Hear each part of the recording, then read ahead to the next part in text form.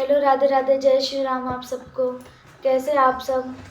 आज राम विवाह के उपलक्ष्य में मैं आप लोगों को एक राम विवाह का बहुत ही प्यारा विवाह गीत सुनाऊंगी। अगर हमारी वीडियो अच्छी लगे तो प्लीज़ हमारे वीडियो को लाइक करें, चैनल को सब्सक्राइब करें, वीडियो को शेयर करें और ढेर सारा प्यार, आशीर्वाद, दुलार दें, ताकि मैं भी आप लोगों के सपोर्ट की बहुत ज़रूरत है मुझे। और प्लीज़ वीडियो को पूरा देखें। पाँचा ही पेड़ बाबा बगिया लगावे, बगिया में बैठे रखवार जी।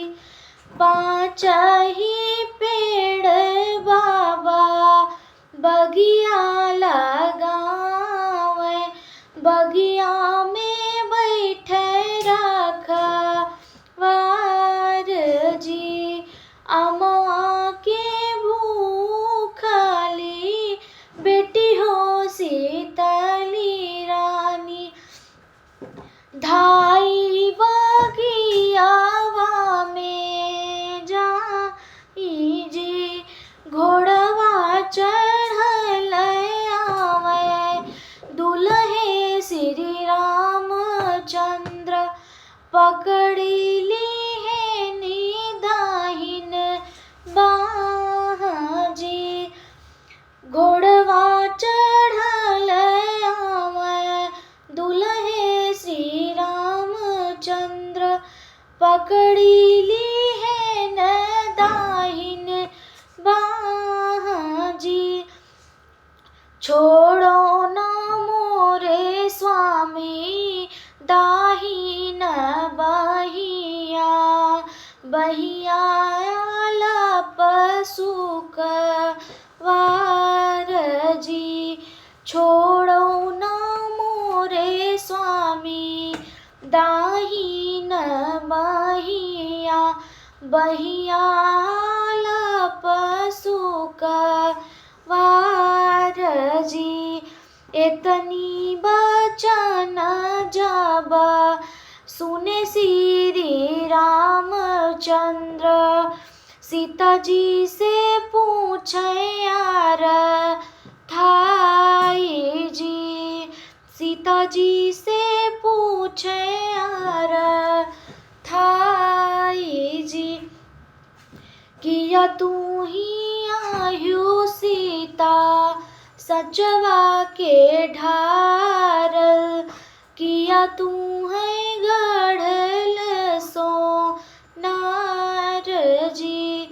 किया तू ही आयु सीता सचवा के ढारल, किया तू है गढ़ल सो नार जी।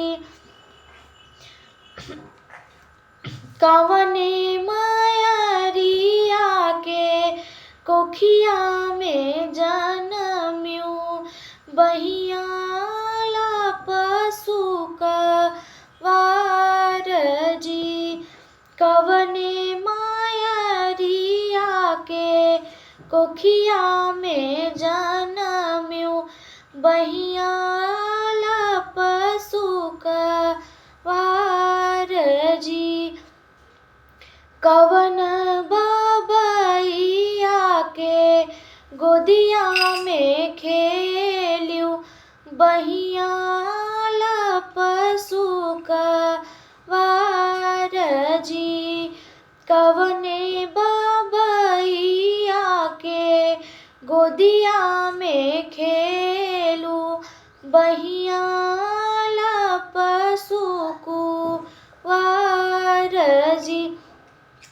नहीं हम आही रामा सचवा के ढारल, नहीं हम गढ़ल सो नार जी। नहीं हम आही रामा सचवा के ढारल, नहीं हम गढ़ल सो नार जी। हम तो आही रामा मैया सुनैना जी के कोखिया में जनमे बहिया लपसु कुंवर जी। जब तू ही आयु रानी जनक दुलारी बैठो ना बगल हमार जी। जब तू ही हो सीता जनक दुलारी बैठो ना बगल हमार जी। कैसे के बैठो रामा तोहरी बगलिया अब ही तो बाटी कुंवर जी। कुसुआ छत लैके बाबा मोरे संकल्प तब बैठब बगल तू मार जी। कुसौरे अक्षत लैके बाबा संकल्प तब बैठब बगल तो हार जी। जब मोरे भैया हो लौआ पर छी है तब बैठब बगल तो हार जी। जब मोरे स्वामी हो सेनुरा लगाऊ ब्या तब बैठब बगल तो हार जी। जब ले ब्या स्वामी मोरे सातो भावरिया तब बैठब बगल तो हार जी। जब मोरे स्वामी ले ब्या सातो भावरिया तब बैठब बगल तो